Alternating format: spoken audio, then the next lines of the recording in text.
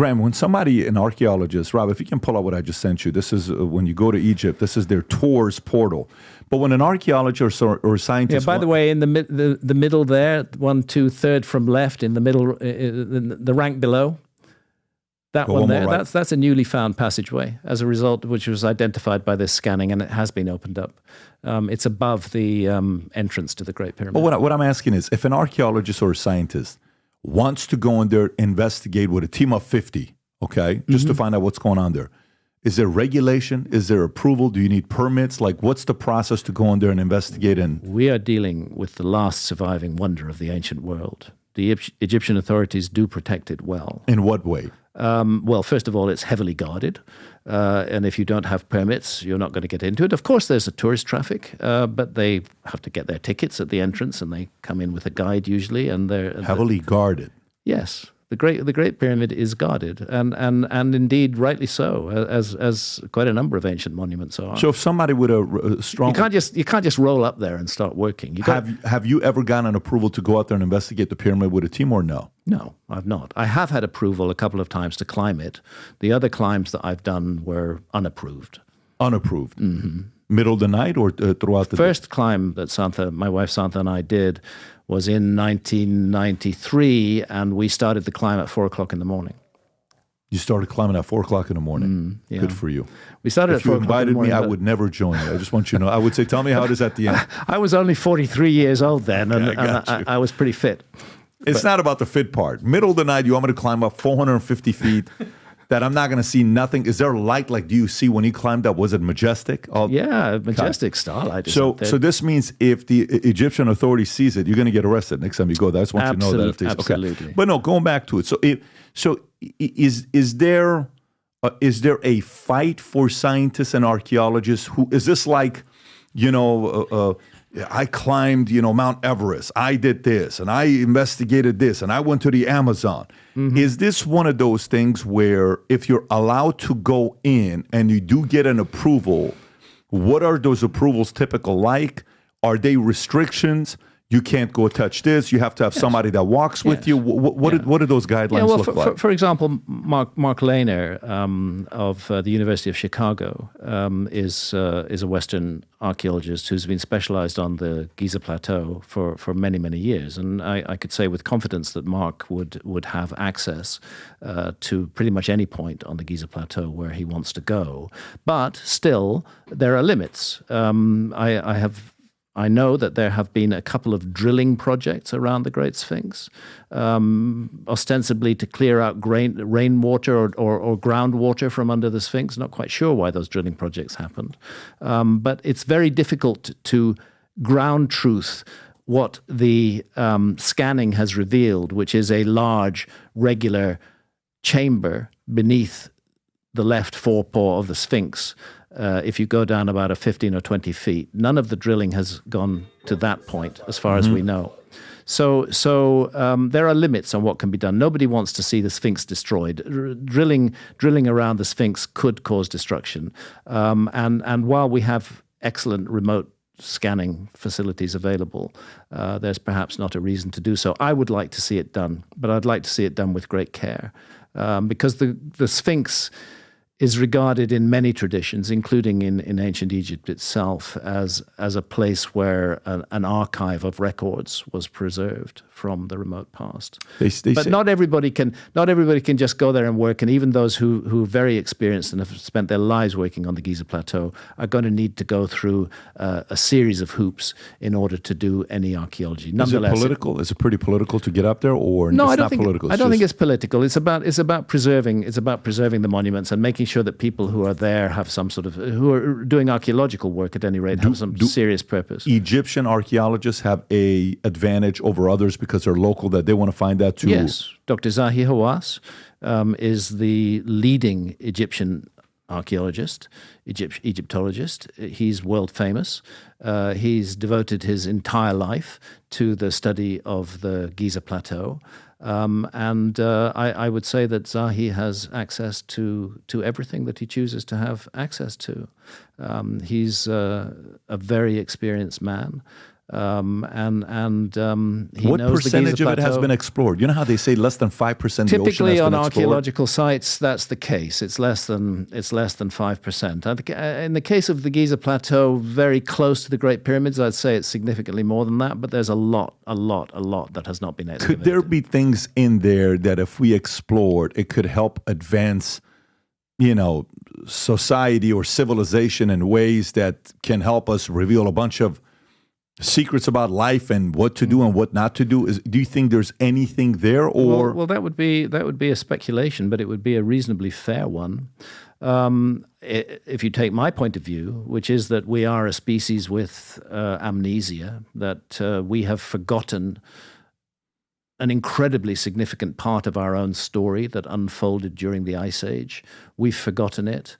And that there were certain places on Earth, and the Great Sphinx is one of them, and Göbekli Tepe in Turkey is another, where survivors of a destroyed civilization made their way, took refuge amongst local people, and passed on knowledge while at the same time receiving knowledge from those local people, and perhaps established these places as an archive, as a time capsule for future civilizations to decode.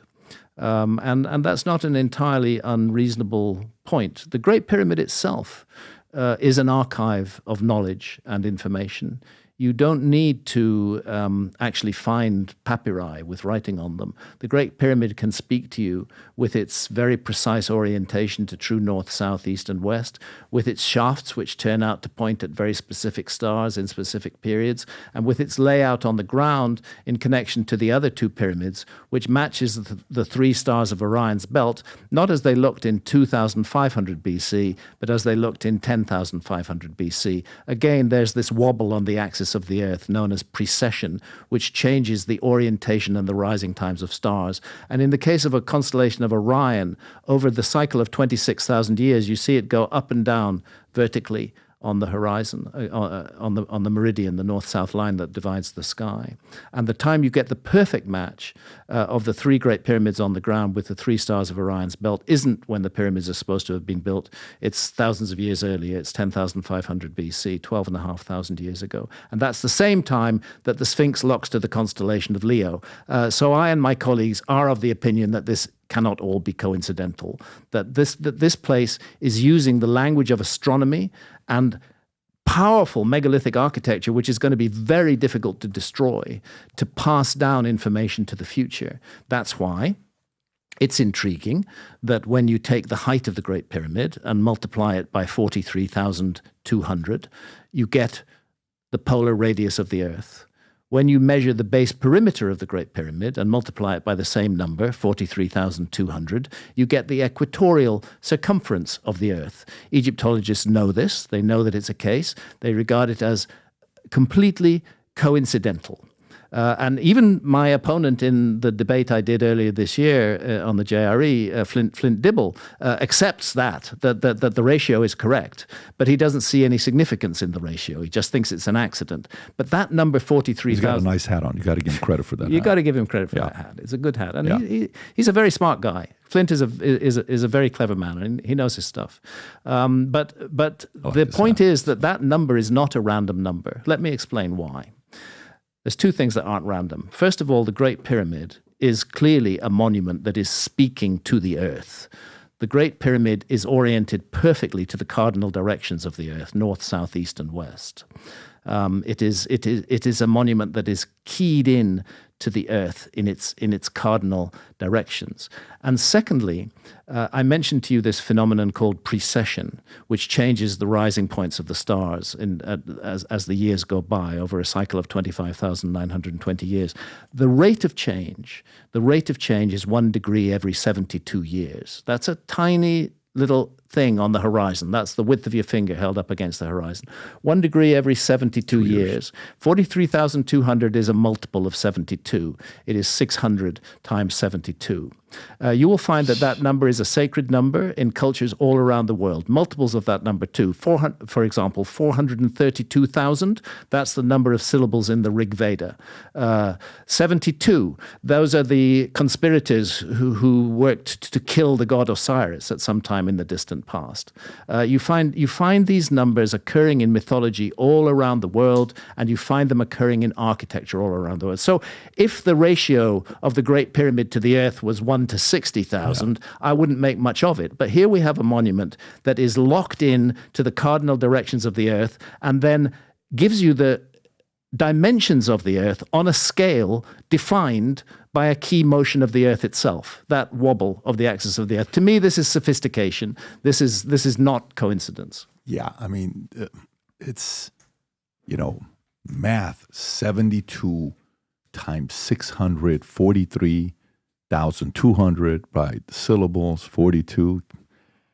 432,000 syllables in the Rig Veda. Yeah, There's so many other wild. examples. You're going to think I'm crazy when I tell you this, but the last 13 and a half years, I've been working on my first fiction book to write, ever. Fiction book to write. And while I finished this book, a year ago, I got the strangest phone call about one of the characters in the book where the guy wanted to meet with me, and he read the book. And afterwards is like, wait a minute, am I the villain in the book? This is a story about a character named Asher, who is half Armenian, half Assyrian, whose father was involved in the Iranian Revolution, linked to Savak, working with the Shah, that they escape, and he gets recruited to a secret society. Well, when you go to the secret society, it's been around for a couple thousand years. They've developed some of the craziest leaders of all time, and they test you. There's unique tests that they have at this society where they test to see your emotional mental toughness. One of the tests that they have is very rigorous. It's purely mental. Of course, there's a physical one, but one is mental and emotional. If you're Armenian, if you're Syrian, if you're Persian, this is a book you're going to be reading and saying, holy moly, this is the kind of stuff you talk about in here? Yes. If you're somebody that's fascinated by history, this is a book for you. Characters. There's a technology that this society, secret society, builds where you go into a vault. I won't spoil it for you. When you go down, they have a technology where you get to sit down and watch and have a 3-4 hour conversation with Tupac. You can set up a debate between Karl Marx and Ayn Rand. Karl Marx is in the book, who wrote Communist Manifesto. Ayn Rand, who wrote Atlas Shrugged, is in the book. Marilyn Monroe explains the concept of seduction and sex in the book. When you read the book, it's about development of the next leaders in the world and how they do it and how they've been doing it for many years. And it's also about how to prevent the end of civilization and how this organization goes about doing it. So, I've never written a parenting book before, but if I ever wrote a parenting book, this is the closest thing to it because it's all mindset, a lot of crazy stories. Again, 13 and a half years. Trust me, I told myself I will not publish this book until I sell my insurance company and I'm fully disconnected from it, where it's no longer my responsibility 100%. When you read this, if you're a creative person, if you like fiction books, if you enjoyed Atlas Shrugged, or if you enjoy Divergent, if you like books like that, I think you're gonna enjoy reading this book. It's the creative side. Business books is very easy. Here's how you do it. Here's how this how it works. This is very creative. If you haven't placed the order yet, now you can order it on Simon & Schuster, Amazon. I'm gonna put the link up below somewhere here, maybe even in my profile. Go order the book and read it. I've never written a book where I can't wait to read your reviews to see what you think about this book. So I'm going on this wild journey, and we have some plans with this book here. If you support the things that I work on, I would appreciate you going and reading the book, order the book on Amazon, and then post a review. So if you like this clip and you want to watch another one, click right here. And if you want to watch the entire podcast, click right here.